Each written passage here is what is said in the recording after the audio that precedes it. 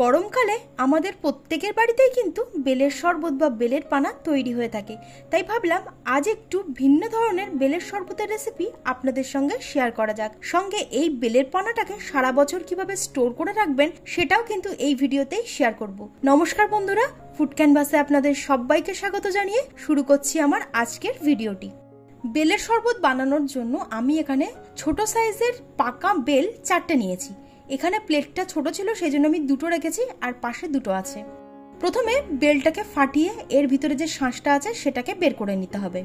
আমি এখানে ছোট সাইজের বেল নিয়েছি বলে 4টে ব্যবহার করছি। আপনারা যদি বড় সাইজের নেন তাহলে একটা নেবেন আর মাঝারি নিলে 2টো নেবেন। এবার একটা চামচের সাহায্যে বেলের ভিতরে যে পাল্পটা আছে সেটাকে বের করে নিতে হবে। বেলটা যদি খুব বেশি পাকা হয় তাহলে কিন্তু হাতের সাহায্যে এগুলো বের করা যায়, তবে আমার মনে হয় চামচ দিয়ে বের করলে বেশি সুবিধা হবে। খোসার গায়ে যে পাল্পটা লেগে আছে সেটাকেও কিন্তু চামচ দিয়ে খুব ভালোভাবে বের করে নিতে হবে। বেল খাওয়া কিন্তু আমাদের স্বাস্থ্যের পক্ষে ভীষণই উপকারী। এটা পেটের বিভিন্ন ধরনের রোগকেও কিন্তু ঠিক করতে সাহায্য করে। আবার যাদের কনস্টিপেশনের প্রবলেম আছে বা গ্যাস, অ্যাসিডিটি এই ধরনের সমস্যা আছে সেগুলোকেও কিন্তু ঠিক করে। সঙ্গে আমাদের শরীরটাকে ঠান্ডা রাখতে সাহায্য করে। তবে অনেকেই আছে কিন্তু বেল খেতে একদমই পছন্দ করে না। আজকের ভিডিওটা কিন্তু তাদের জন্যই। এইভাবে একবার বেলের শরবত বাড়িতে বানিয়ে দেখতে পারেন, আশা করছি প্রত্যেকের ভালো লাগবে। আর সঙ্গে যারা বেল খেতে পছন্দ করে না তারাও কিন্তু এটাকে খুব আনন্দের সঙ্গে খেয়ে নেবে।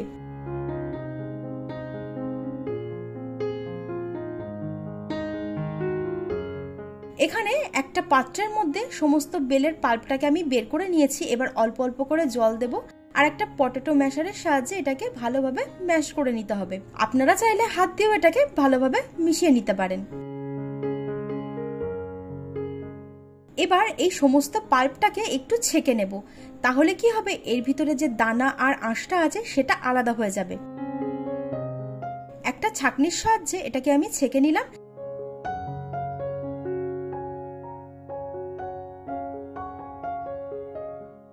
দেখুন এখানে কতটা পরিমাণে দানা আর আঁশ বেরিয়েছে, এটাকে আমি সাইডে করে দিলাম।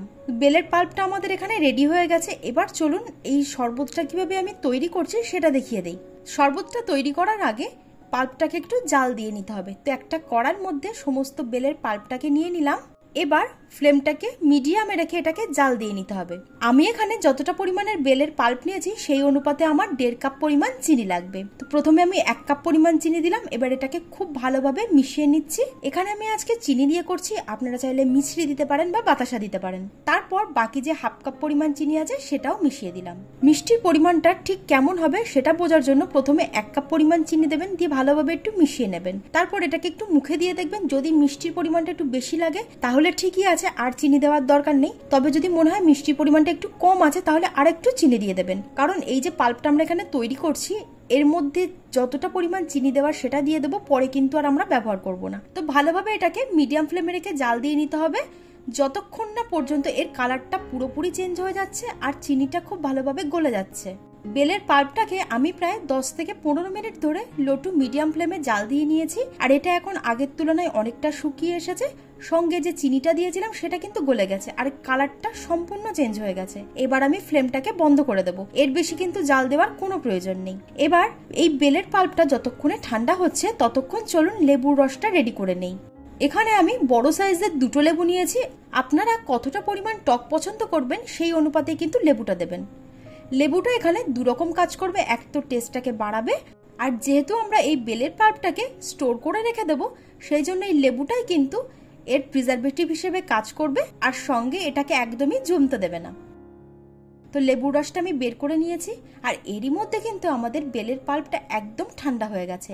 এবার একটা ছেঁকনির সাহায্যে ছেঁকে লেবুর রসটা সম্পূর্ণটা এর মধ্যে দিয়ে দিলাম। বেল তো সারা বছর পাওয়া যায় না, তবে আপনারা এইভাবে সিরাপ তৈরি করে এটাকে সারা বছরের জন্য স্টোর করে রেখে দিতে পারবেন। বাজার থেকে কিনে আনা যে কোনো কোল্ড ড্রিঙ্কসের তুলনায় আমার মনে হয় এটা বেশি স্বাস্থ্যকর। আপনারা বাড়িতে এটা তৈরি করে রেখে দেবেন, বাড়িতে কোনো গেস্ট আসলে তাদেরকে সঙ্গে সঙ্গে বানিয়ে দিতে পারবেন, আর বাড়িতে যদি বাচ্চারা থাকে তাদেরকেও বানিয়ে দিতে পারবেন। ভালোভাবে নাড়াচাড়া করে একটু মিশিয়ে নিচ্ছি। তো স্টোর করে রাখার জন্য বেলের পাল্প আমাদের একদম তৈরি। এবার চলুন ঝটপট কিভাবে এর থেকে শরবত বানানো যায় সেটা আপনাদের সঙ্গে শেয়ার করি। প্রথমে গ্লাসের মধ্যে আমি বরফের টুকরো দিয়ে দিচ্ছি। আপনারা চাইলে বরফ না দিয়েও কিন্তু এটা করতে পারেন। সঙ্গে দিয়ে দিলাম পরিমাণ মতো বিট লবণ। আর দিয়ে দিচ্ছি ভাজা জিরের গুঁড়ো। এবার 2 টেবিল চামচ করে বেলের এই সিরাপটা দিয়ে দিচ্ছি। এখানে আমি একটা বড় হাতা নিয়েছি, সেই জন্য 1 চামচ করে দিলাম। আপনারা এখানে 1 গ্লাসের জন্য 2 চামচ করে দেবেন। সঙ্গে কিছুটা ফ্রেশ পুদিনা পাতা একটু হাত দিয়ে ছিঁড়ে দিয়ে দিচ্ছি। এতে কিন্তু দুর্দান্ত একটা ফ্লেভার আসবে। তবে যদি হাতের কাছে পুদিনা পাতা না থাকে তাহলে নাও দিতে পারেন, তাতেও কিন্তু কোনো অসুবিধা নেই। অনেকেরই দেখবেন বেলের শরবত খেলে গ্যাস বা অ্যাসিডিটির সমস্যা হয়, সেক্ষেত্রে একটু বিট লবণ দিয়ে খাবেন, দেখবেন এই সমস্যাটা একদমই হবে না। এবারের মধ্যে দিয়ে দিচ্ছি ফ্রিজের ঠান্ডা জল। ভালোভাবে এটাকে এবার মিশিয়ে নিলেই আমাদের বেলের শরবত একদম তৈরি। এটাকে আপনারা বেলের মকটেলও বলতে পারেন। এটা খেতে এতটাই টেস্টি হয়, বাচ্চা থেকে বড় সবাই কিন্তু ভীষণ পছন্দ করবে। এবার বাকি যে বেলের সিরাপটা ছিল সেটাকে একটা কাঁচের কন্টেনারের মধ্যে আমি ঢেলে নিচ্ছি। এটাকে এবার ফ্রিজের মধ্যে আপনারা স্টোর করে রেখে দিতে পারবেন সারা বছরের জন্য। আর যেহেতু এই বেলের সিরাপটা আমাদের আগে থেকে তৈরি করা থাকছে, সেই জন্য শরবতটা বানাতে কিন্তু খুব বেশি সময় লাগে না। আপনারা বাড়িতে অবশ্যই একবার ট্রাই করবেন আর আমাকে কমেন্টে জানাবেন খেয়ে আপনাদের কেমন লাগলো। আজকের রেসিপিটি যদি আপনাদের ভালো লেগে থাকে তাহলে অবশ্যই একটা লাইক আর শেয়ার করতে ভুলবেন না। আজ তবে এই পর্যন্তই, আবার হাজির হয়ে যাব নতুন একটা ভিডিও নিয়ে। আপনারা ভালো থাকবেন, সুস্থ থাকবেন। ধন্যবাদ।